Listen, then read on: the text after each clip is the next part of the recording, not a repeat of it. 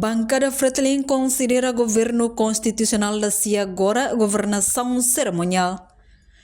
Lihusi plenária terça-feira, Bancada Fretilin lihusi deputada Lídia Norberta Hateteng. Governação agora na cono cerimonial, também gasta despesa nebe macas, compara a alocação orçamento ba ia setor social siracelu.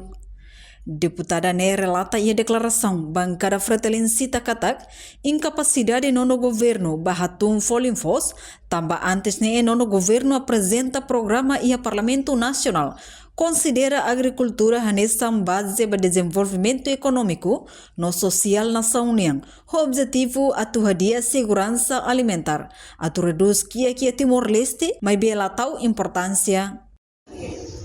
Saída maka realidade você possa tahu tidak tahu e saída maka lá acontece. E betul ni mereka tidak lá acontece ni maka osang tahu ke realidade maka cerimônias ni tahu berpara. Governo Nacional ini cerimônias para porque cada cerimônia oficial ia despesa gasta daquele casa.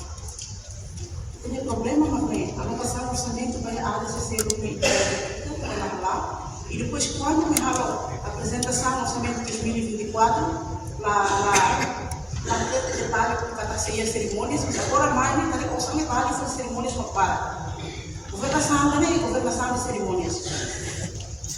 Desculpa por isso, só ida de terceira de maka terseato.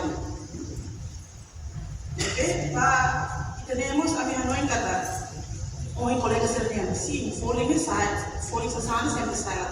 Reportagem Melda Fátima, televisão Timor Post. Janela informação ba emohoto. Atua tem informação atual dia Clio. Kita haluha, hanya yang botão subscribe, like, halo comentário no Fahia Tutang ba media sosial hoto.